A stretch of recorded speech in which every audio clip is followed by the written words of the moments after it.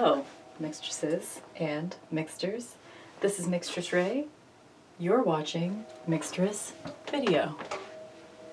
I was trying to make it all dramatic and moody for Halloween times, but I forgot to put my chair in the place where I need to sit. So, the truly spooky thing right now is, am I going to knock everything over while trying to sit? Okay. So, I'm not trying to adjust the shot, I'm just trying to move it so I can see it. Okay. I think it's drifting, but you know, it's drifting because I need a new, I complain about it every video. Does anyone have like a poll going? When will Mixtress Ray actually shut the fuck up and actually get a tripod? Why am I shuffling? This is supposed to be like a flip through / talkie video. And I don't necessarily need to shuffle. Have a glass of wine with me if you'd like. I really love this glass. It's like green and it has like flowers on it. Nope, I just poured some. Poured some onto the table. That's okay. That's okay because guess what? I have a little cloth I can wipe that up with. And hey, what's a little red wine on a wooden table? That ain't a bad thing. Got some on the ritual knife as well. Makes it even more festive, doesn't it?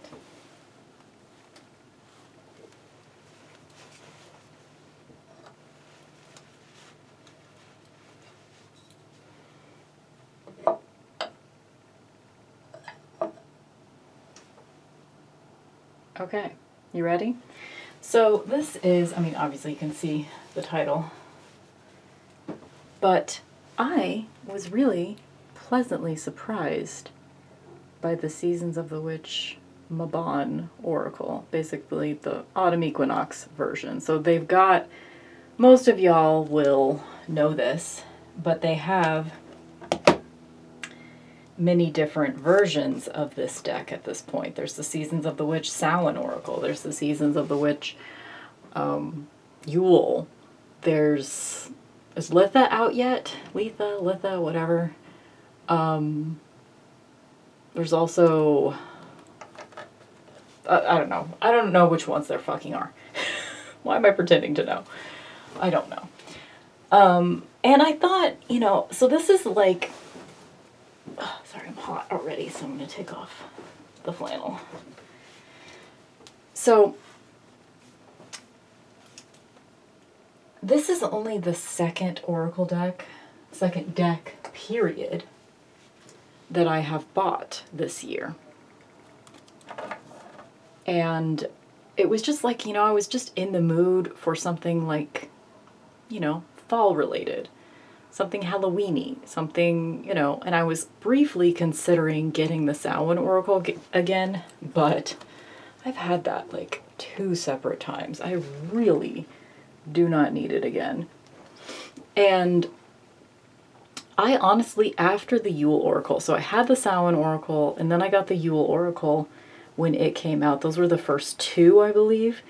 And I just really, really didn't like the Yule Oracle, and I mostly didn't like the Samhain Oracle, and I got rid of it.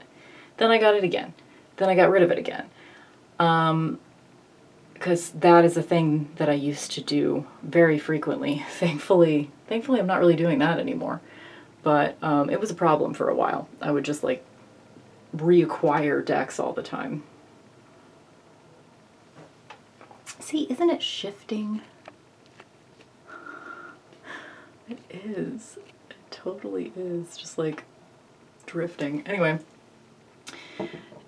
the point is, I had sort of like given up on the Seasons of the Witch series. Like, I have not been paying attention since the Yule Oracle came out. But this one is different. This one has a different artist, I believe. The artist on this one is Tihana Lukovic. And I believe that's a different artist. This one is different, guys, just in case you stopped paying attention when I did. This is a decent oracle deck. I've only had it like 2 or 3 weeks, but I've been doing like card pulls like every few days, and it's been really effective. The guidebook is kind of no nonsense. Like, it just sort of, you know, it tells you some mystical shit like you would normally find, but it also tells you, if you were asking a question about love, your answer is yes. If you were asking, you know, like, it gives you like some practical ways to interpret the cards, which I find interesting.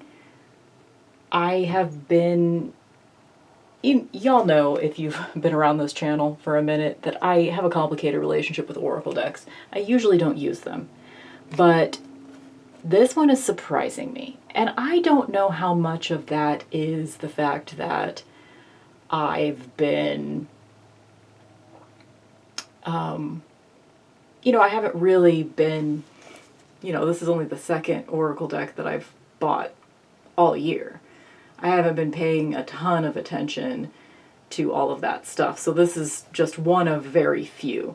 So maybe if I were still really overstimulated buying decks all the time, this would just be yet another in the den.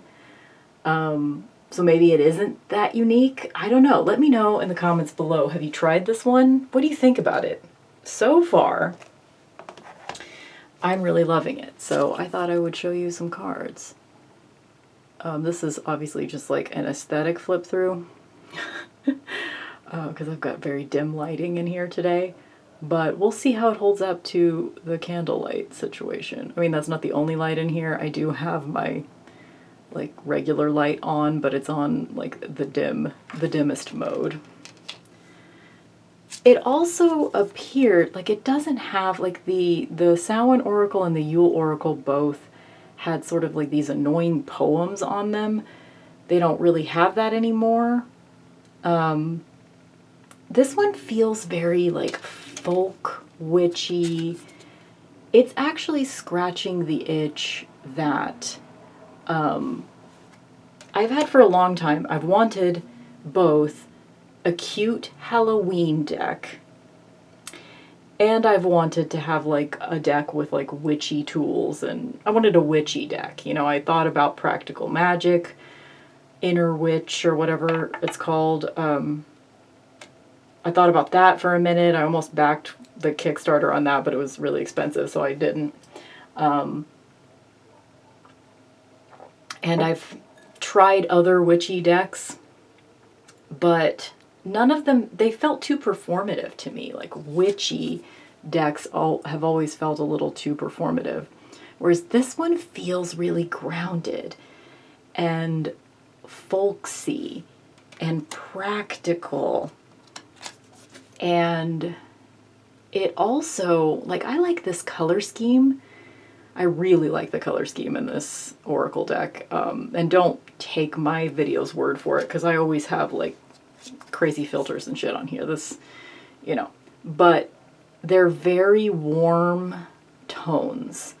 You know, it's just that sort of like golden orange that is at the beginning of fall, you know? And but it's dark still. Like the color story here, you'll see as we go along, it's a lot of rich golden tones and browns, but you still have black. So it's like goth without trying too hard. It's Halloweeny without trying too hard. And the messages are really simple and straightforward. And again, like folk magic-y. So listen to this one. Tea magic. Reach into your subconscious, pull from the source, and weave magic with intention, and the answers will unfold. Okay, so that's a little cheesy. But we'll pick a card at the end, and I'll give you an example of the guidebook. But I've been pleasantly surprised by the guidebook. It's not too flowery. There's not too much mystical shit going on in it, which these days I appreciate because it's gotten just a little bit too, I don't know, away from reality. I have been craving something a little bit earthier, a little bit dirtier, richer, folkier, and that is what this deck, it is scratching that itch for me. Look, it has a deer. I don't know, maybe I have been, look, I'm a goth girl. Been a goth girl since before some of y'all were born. I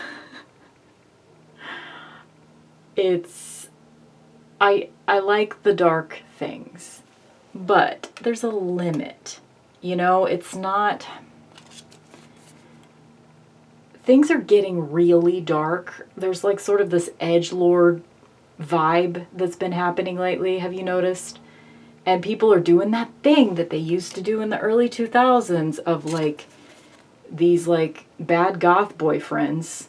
Toxic masculinity shit was what it mostly was before, when I experienced it the first time as, you know, a teenager and someone in my early 20s. There was a lot of like boyfriends pressuring you into like really dark BDSM shit because you're a goth girl, right? Like, you can handle this. I mean, you are goth, right? I don't know, do you guys remember that vibe? It was scary in some ways. And I feel like we're kind of heading back into that again. And like, Y2K fashion, sure, why not? But why Y2K? Why not? But we don't need, I don't know, some of this shit, some of this like, I don't know. I don't really know how to articulate what I'm trying to say, but I just feel like there's some edgelord bullshit going on lately. And I just want you guys to be careful. Be careful. And not in that way, like, I don't say be careful, like, be afraid. I mean, like, you know, don't do something because someone's pressuring you to do something that's dark.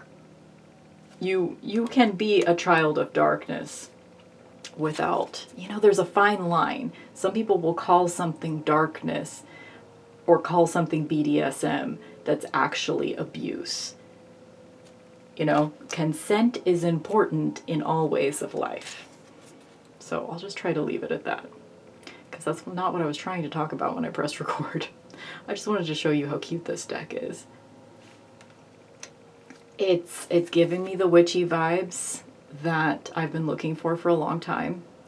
And it's giving me the Halloween vibes. Like, I had Halloween Oracle and it was just so disappointing.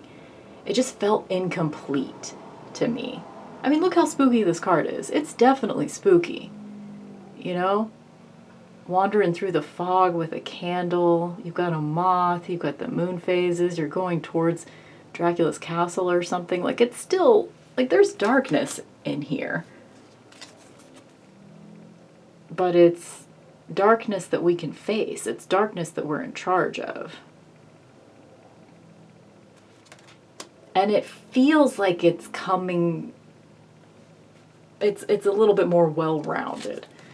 It's a lot more well-rounded, in my opinion, than any of the other ones in the series. But, you know, full disclosure, I really only have experience with Samhain and Yule. I do not know any of the other ones.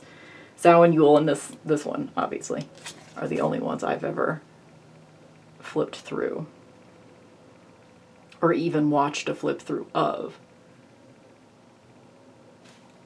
Anyway, I was just, you know, very pleasantly surprised. So thank you to Dolores if she's watching. She suggested it to me because I was telling her, you know, I really want a Halloween-y deck, and I was briefly considering getting fucking Samhain Oracle for a third time, and I was briefly considering getting Halloween Oracle again for a third time. Although with Halloween Oracle, I got it in like a subscription box once when I already had it, so it wasn't my fault that I ended up with a second copy of it in that case. I need to set this one aside because this is my card of the week. And I love it because I have like a little card stand, and I usually, if I do have an oracle deck out on my card stand, it's usually on the left. And then my card of the day from a tarot deck is on the right. So right now, every time I switch out my card of the day, she's pointing to it. Just like she's pointing at this little ghosty right now. I don't know, just something about, maybe I'm just responding to this artist more so than I did in the other decks. Apothecary Cabinet. I mean, I don't know. I am just really vibing with it though. And so far, this deck is reading me in a way that I have in the past really only experienced with Brian Froud's Fairies Oracle. Like, I'm not really putting this on the same plane as that one because that one has stood the test of time and this one has just come into my life. So I'm just saying that, like, the messages in the guidebook associated with the cards that I'm pulling are pretty accurate in a way that usually with oracle cards, I just pull one, I read the description, it says some cutesy shit. But this one gets like a little bit more specific, which I appreciate. Whatever the last card is here, I'll just go ahead and read the guidebook from that. Can you guys see these at all? I hope you can. At first, I didn't like the way that this person depicts crow wings, because like you can see on the back, it's not very accurate, but it's just the way that she's decided to do it. It's just her style. She has a specific style. I don't know, I feel like looking at this through a screen, you can't really tell, but this artwork is pretty detailed and it's stylized and it's expressive and the colors just are so homey to me. It really does evoke it's giving, like, color scheme wise, it's giving Urban Crow Oracle, but I didn't like the art in Urban Crow Oracle. So it's basically, this oracle deck is giving me what I wished several others had. And I'm very pleasantly surprised by it. And it's exactly what I wanted. It is exactly what I wanted.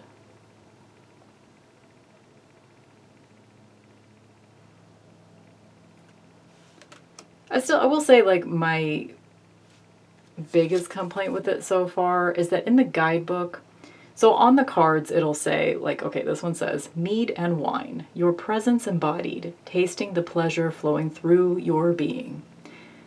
So yeah, okay. But in the guidebook there are keywords. So, I mean, that's just a matter of taste. Like, some people might enjoy this little evocation style sentence, invocation style sentence, more so than a few keywords like most oracle decks have, but I personally would prefer the keywords. But I mean, with most oracle decks, including this one, when I'm using it, I always have the guidebook nearby. Like, that's the way I use oracle decks for the most part.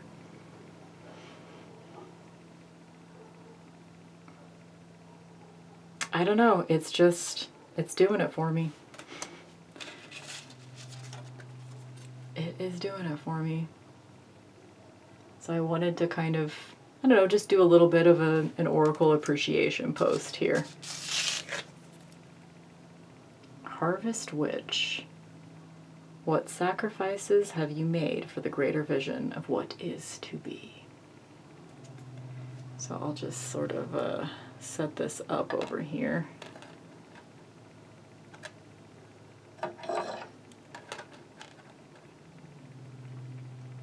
Don't worry, the candle is fake inside this ghost because it gets too hot when there's a real candle in there. Okay, and I'm going to read the guidebook for this, just so you can get a little bit of an example. This is card number 21.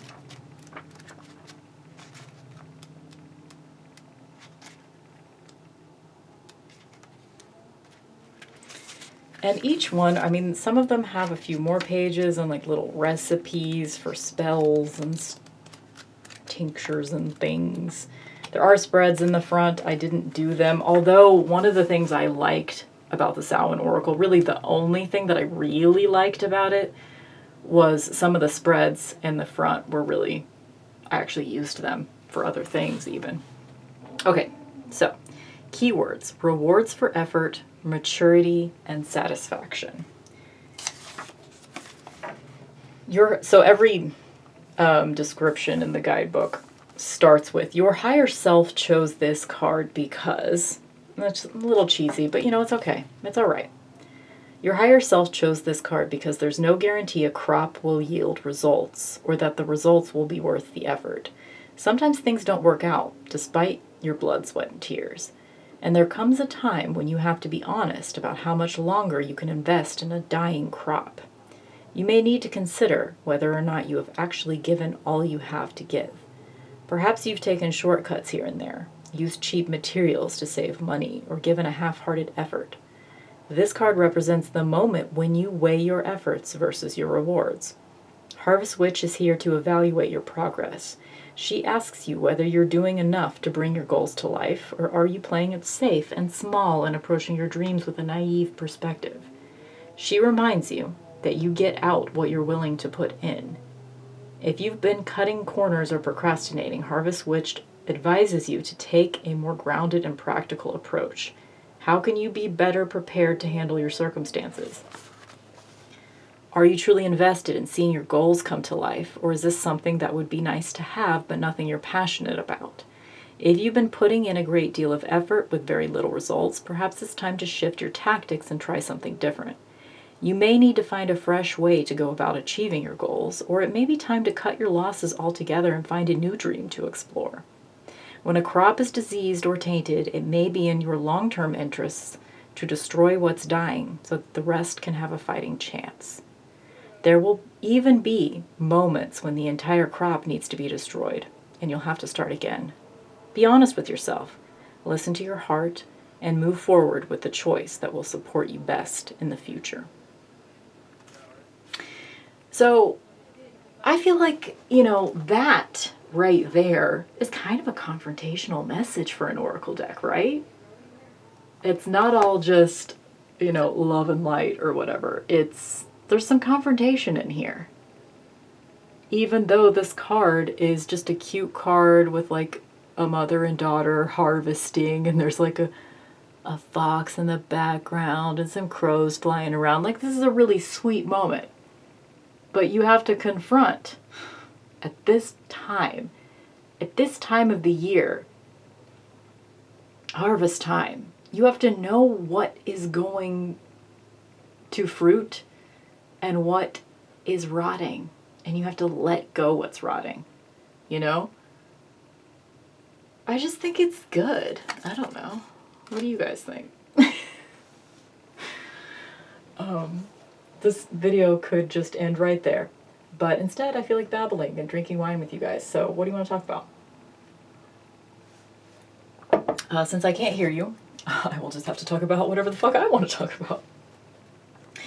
And one thing I really do love about these decks is they edge them in a different color. Like the red edges on the Samhain Oracle and the backs, they were so fucking beautiful. And they're being consistent. The backs look good on all of their decks. They've chosen a color, I assume, for each one, and this one is orange, as you can see. Anyway, this is the Halloween Oracle deck of choice, in my personal opinion. Take it or leave it. Okay. What else did I want to talk about?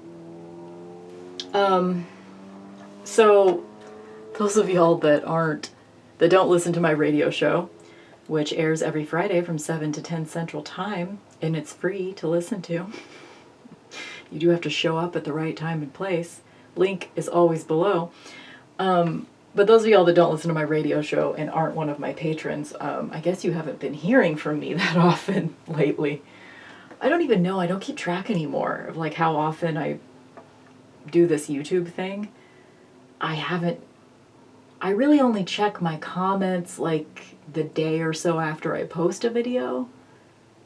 So then I won't see your comment again until I post the next one, you know? Anyway, all of that is just to say, like, you know, I guess there are many different things that I could update you guys on.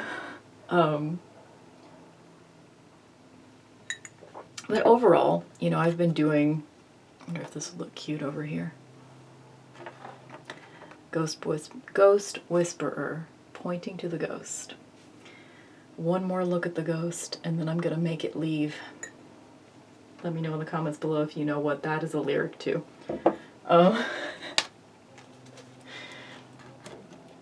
Anyway. Let me do just like maybe some reflections on the year. Did I say that already? I think I did. I mean, I've been saying it, you know, all along the way, but I've done some good things for myself this year, and honestly, it's a competition at this point. Like, what was the best thing I did for myself this year? Was it significantly cutting back on added sugar in my diet? Was it giving up smartphones for good? I hope. Was it going on an online no-buy? Like, the fact that I starting winter solstice last year is when I started my online no-buy. The fact that I started the year being firmly into my online no-buy. I mean, firmly. I've been in it for like a week and a half at that point, but you know what I mean. Really set the stage for the other things that I did for myself. And I mean, I'm a little cognizant of the fact that I might be sounding braggy right now, but honestly, isn't that what we all want? We want at the end of a year to be able to look back and brag about our accomplishments from that year. I actually feel that this year. I actually feel it. I wonder if I can bring this little bat up here. Oh yeah. I actually feel it this year. I feel like I can be proud of my accomplishments. And at this time, like speaking of that like Harvest Witch card, I feel like for the most part, I am reaping the rewards of my hard work from this year. You know, like, not in a traditional sense, you know, like I haven't worked really hard towards a new career or a new job or a degree or anything like that. It's been mostly inner work. But I've made significant progress, and I'm happier than I've been in a long time. And I'm better able to cope with things just in general because of all of that. And so, yeah, I want to advocate for all of those things that I just said. If you are feeling like you're drowning in stuff and consumerism, I mean, obviously different people are going to have different reactions to things, right? But I would highly recommend some type of low buy or no buy. Check out a good channel for kind of a good YouTube channel for following the journey of a no-buy with someone. Hannah Louise Poston is the name of the channel. I just adore the way that she articulates her life, just in general, and she, you know, she heavily documented her online no-buy, which was back in like 2017 or 2018. I don't know. There's a whole playlist on her channel, which you can probably pretty easily find if you look her up. That's who I would suggest, because me, you know, I'm just going to give you random thoughts when I'm thinking about it, and it's not very helpful probably, but yeah, I would highly recommend her channel. And as far as the no sugar thing, what was the book that I read at the beginning? It was like back in January or February, I read a book that's when I made the decision to limit my sugar intake. And it worked.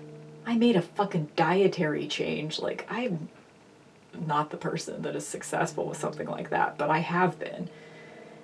What was the fucking book that I was reading? I can't remember.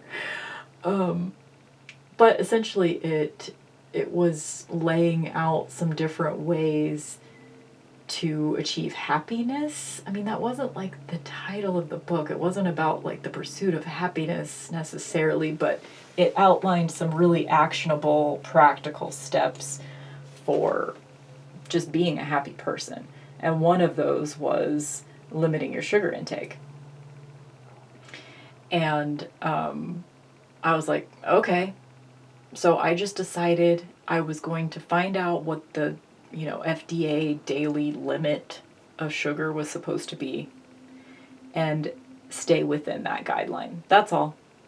I was like, we'll see how that feels. And I didn't think that it was going to be that big of a change from how I was already eating, but boy, was I fucking wrong.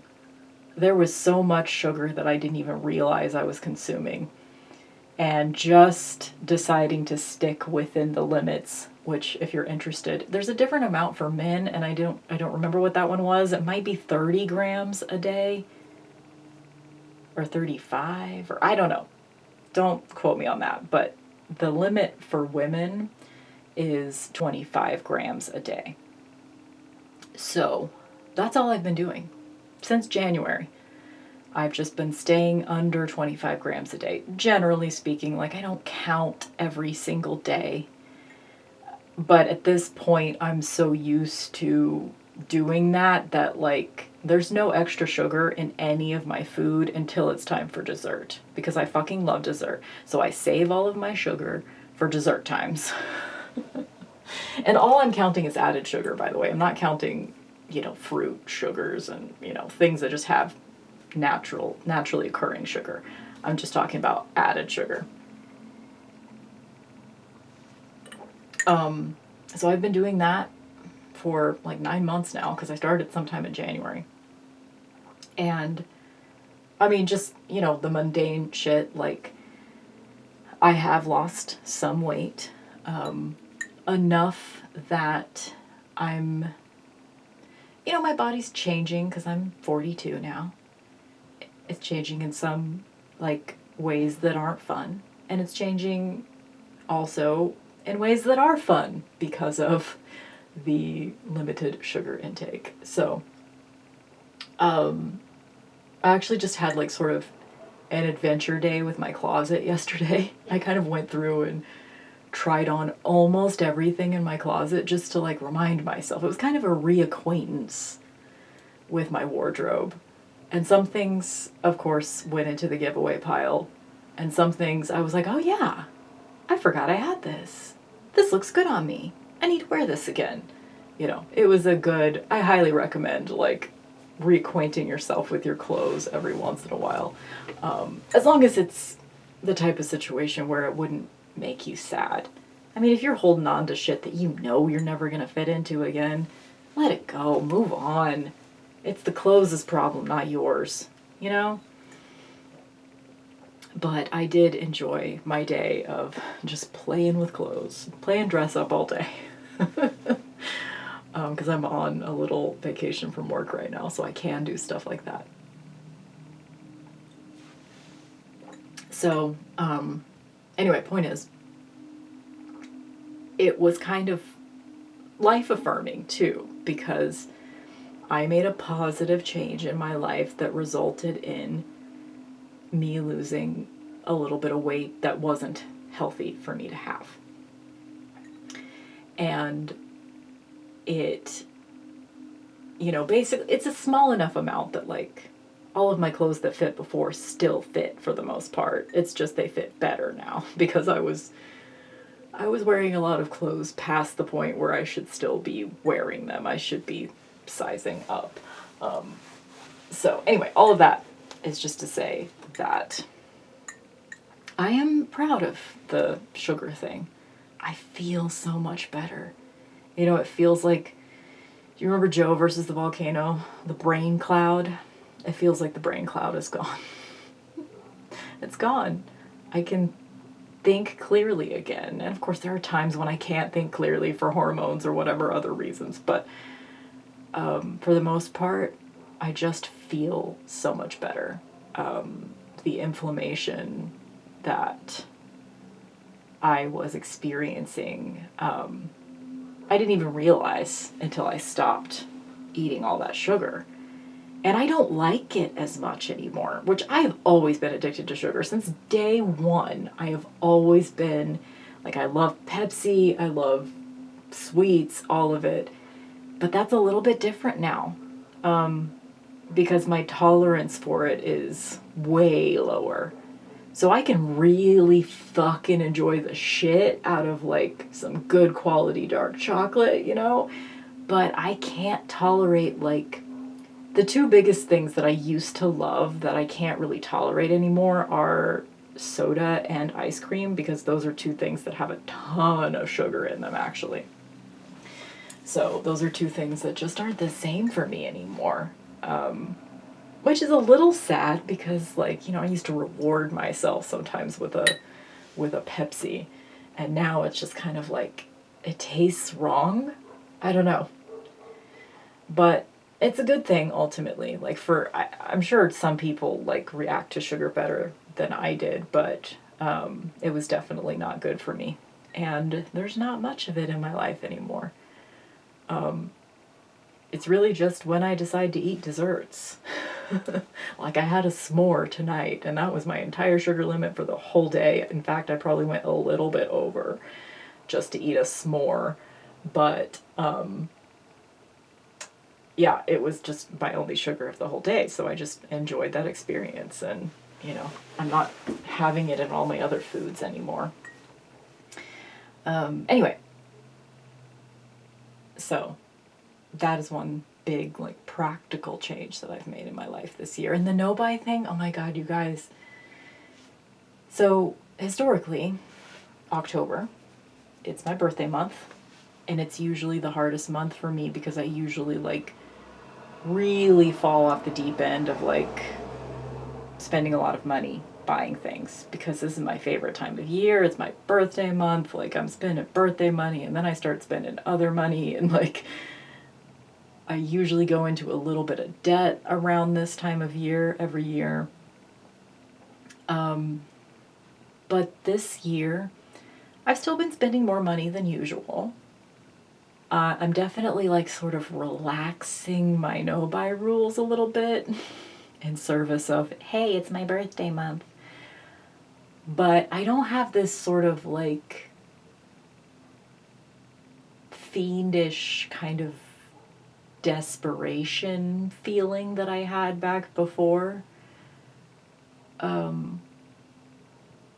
It's different. Like, I'm so out of the habit of shopping online that it's not affecting me in the way, even though I'm letting myself do a little bit of it right now, it's not affecting me in the way that it has in the past. And I think, like, a big part of that, not only just doing the online no-buy, obviously that's the biggest part of it, I think, I would assume. But I think also the no sugar thing is just, like, I'm not, you know, that my blood sugar is not, like, constantly at one extreme or the other anymore. So I'm just more even keeled. I'm less stressed. And some of that also, like, I can't separate any of these things. Like, how much of this is, you know, not having the internet in my pocket at all times? How much of this is because I'm eating less sugar? How much of this is because I'm finally taking control of my online shopping? I mean, it's all of it. It's integrated for me because I'm doing all of these things at once. But it's, yeah, I don't know if I'm really saying anything that's helpful, because all I ever say about it is, like, oh my god, it's the best thing I've ever done for myself. I highly recommend. But, like, you know, I need to be able to articulate it better. But anyway, that's been this entire experiment, right? My YouTube channel, my radio show, my zine, which I am going to, oh my god, I gotta tell you guys about that in a second, but hold on. my YouTube channel, my zine, my radio show. All of that has been my podcast. Just practicing learning how to articulate myself.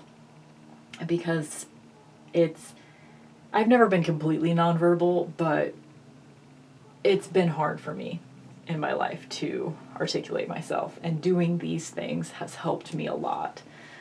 So thank you to anyone that's ever listened to me talk. Just listen to me struggle to form sentences. It's a little less of a struggle every single year, but it's still not perfect. For sure. Anyway, I am doing pretty damn good, I guess. I'm loving my things so much more now, you know? I've always been kind of a materialistic person, but for me the materialism isn't best served by buying a bunch of things. It's best served by utilizing what you have, utilizing what you have access to, and respecting it, taking care of it. And there's been a lot less decluttering going on in my life this year, I will say, because I am not taking as much in, so it's not needed as much, but it does still happen. You know, when I went through my closet yesterday, there were like 2 or 3 Walmart bags full of stuff that I got rid of. But some of it was stuff that I collected before yesterday. And a lot of it went straight to coworkers. So hopefully some of those like fun vintage pieces that I got rid of some things that like were interesting and fit me, but they just weren't me. And I never wore them. So I'm going to get to see some of those cute pieces on some of my coworkers, which makes me really happy because I'll still get to engage with them. Just, you know, instead of seeing them in my closet and feeling guilty that I'm not wearing them, I'll get to see them on a person that's enjoying wearing them. You know, how cool is that? I've been journaling a ton this year. Oh my God. I filled up an entire one of those, like, I don't know, it's a paper blanks, that's what it is. Paper blanks, like, larger size journal. It's not like full 8.5 by 11, but it's like, I don't know, 6 by 8 or something like that, 6 by 9, maybe. I filled up a whole one of those, and I'm like a third, maybe a fourth of the way through another one, and it's only like early October still.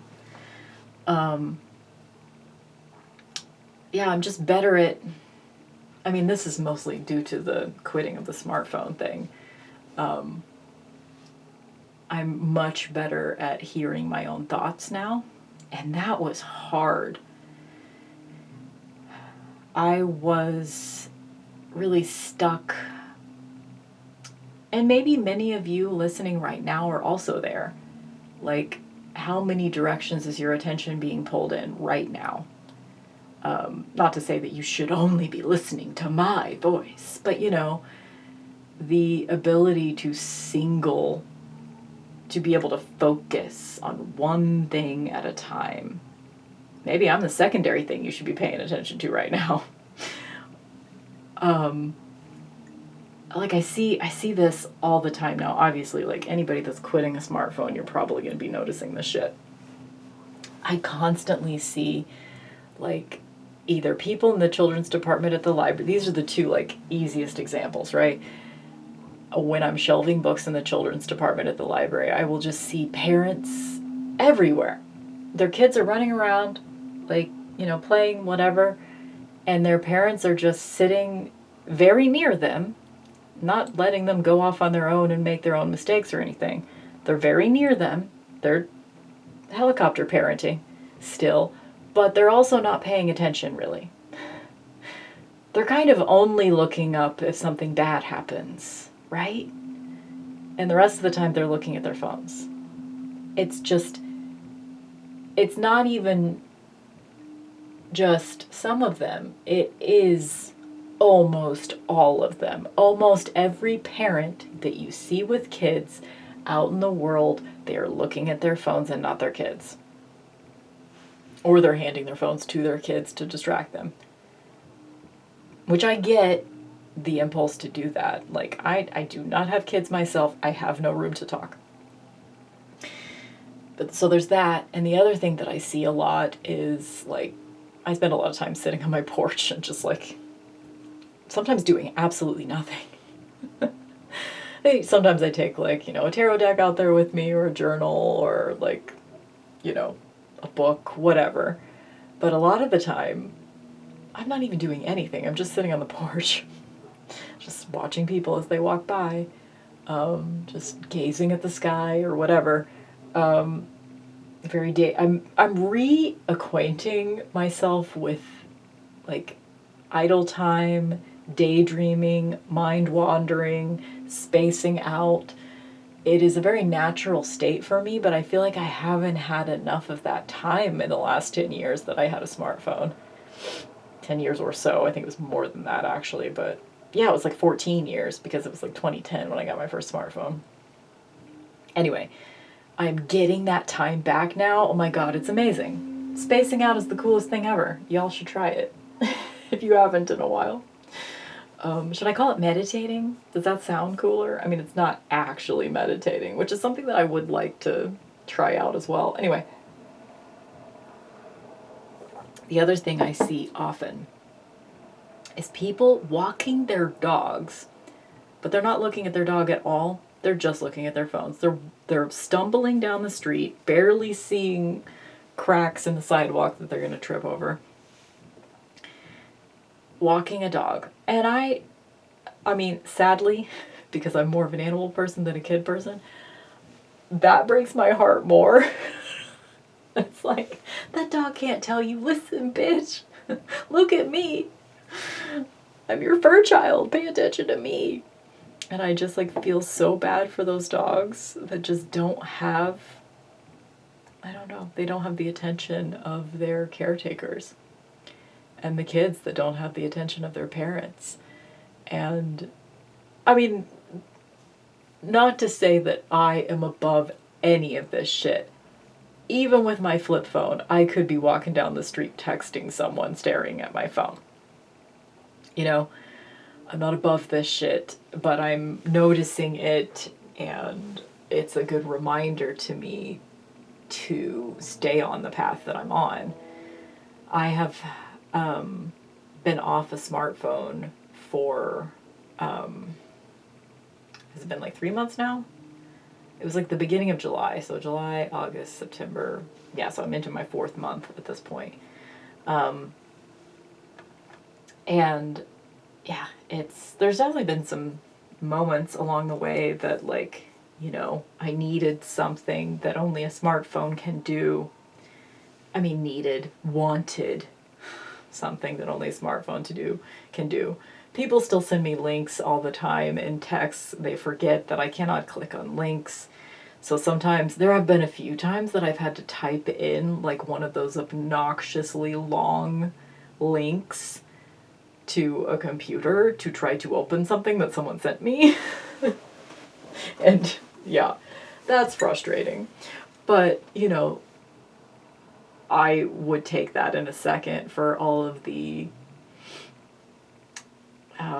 attention that I've gained back. I'm a lot less stressed. That's the biggest change. Because I'm not just, like, rabbit-brained going, oh, I need this, do this. Oh, I'm going to do this over here. Oh, God, I need to open that tab. Oh, I got to look that up. Oh, I have to do this. I have to do this right now, or I'll forget. There's a lot of got to do this right now, or I'll forget. And that thought doesn't cross my mind very often anymore. It's like things don't have as much of a sense of urgency now without a smartphone. In fact, like, I was just, okay, I don't know if this is connected, it feels connected. Just yesterday, I was shopping on Etsy. I was looking for particular items of clothing that, now that I've gone through my whole closet, I feel like I've identified the places where I have a need. Not a need, a want. I have a want for particular types of clothing. So I was searching for some of those things on Etsy. Because that's really the only thing I've had success with on Etsy is vintage clothes for the most part. I mean, there is still like so many cool people selling shit on Etsy, but you know, you do have to sort through a lot of crap too. Anyway, and Etsy was doing that fucking thing that they do, where they, you know, they give you like a little pop-up constantly that like this thing that's in your cart, it's in 4 other people's carts. You better hurry. Or just like this thing that's on your favorites list is only on sale for 3 more days. You better hurry. This person sent you a discount code. Do you want to add to your cart to use it right now? Like, oh my God, with their bullshit. It makes me want to not buy anything on Etsy ever again. But there are still cool people selling shit on there. So I do still utilize Etsy every once in a while. However, just side bonus, I have not made a single Amazon purchase in this year of our Lord 2024. Not a single one. And if I were going to give up one evil online service, it would be at Amazon. So I am proud of that fact. Not that I didn't make like a specific rule to never shop on Amazon again, but just like every time I do buy something on the internet, I find other ways to get it. And I'm proud of myself for that. Anyway, what was the point? Oh, yesterday. So I'm shopping on Etsy. And all those fucking pop-ups are coming up. And they used to, like, really make me nervous. Usually I would just, like, sort of rage close a tab in reaction to those little pop-ups. It wouldn't necessarily make me buy something quicker. Although maybe it probably did. I mean, they know what they're fucking doing. So it probably did make me buy things sometimes more impulsively than I would like. But yesterday it wasn't stressing me out at all. I just ignored it. I just went on with my life because I'm not as distractible anymore. I think it might be part of the thing. Like when I'm looking for something, I'm looking for it. And I'm not just like, things aren't making me twitch. I don't feel, I just keep using the same term, which is rabbit brained. I don't feel like a fucking twitchy rabbit anymore. And I felt like a twitchy rabbit when I was in smartphone world. And I don't feel like that anymore, which is nice. I mean, I'm still dealing with anxiety. It runs in my family. It's something that I definitely have to stay on top of. So it's not like I don't have any anxiety anymore, but I have significantly less of it. You know, when big news things happen now, I mean, I wasn't that tapped into the news before, let's be honest. But when big news things happen now, it often will take days, maybe even a week before it gets to me. Like that whole shit that was going down with Sean Puffy Combs. I know a little bit about it now.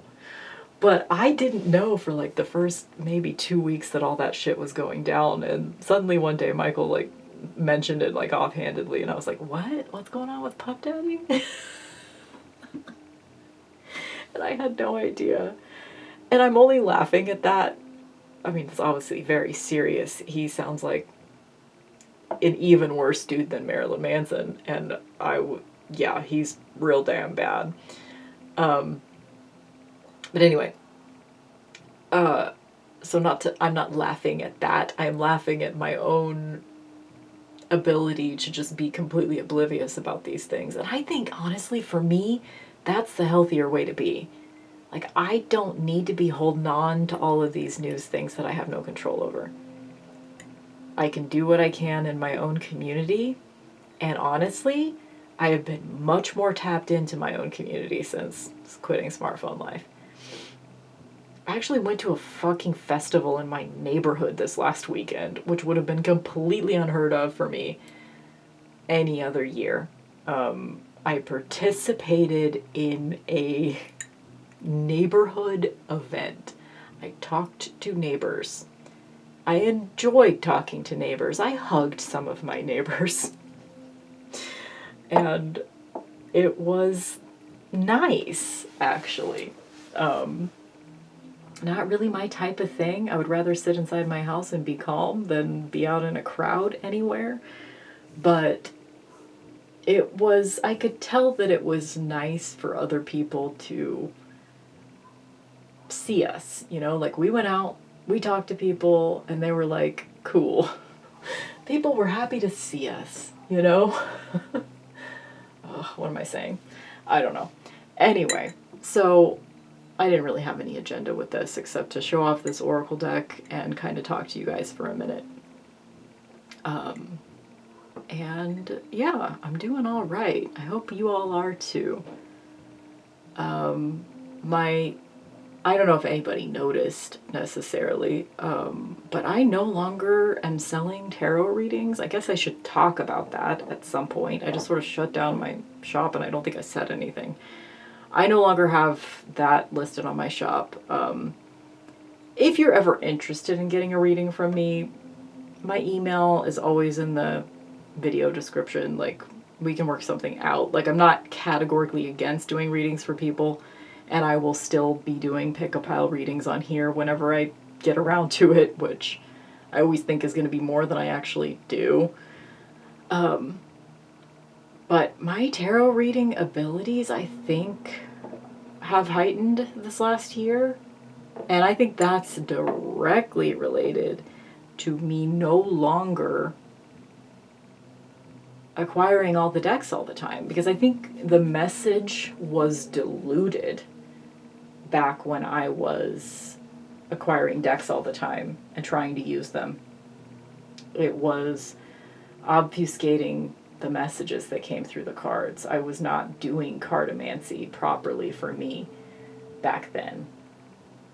And now I use the same deck every single week for my patrons.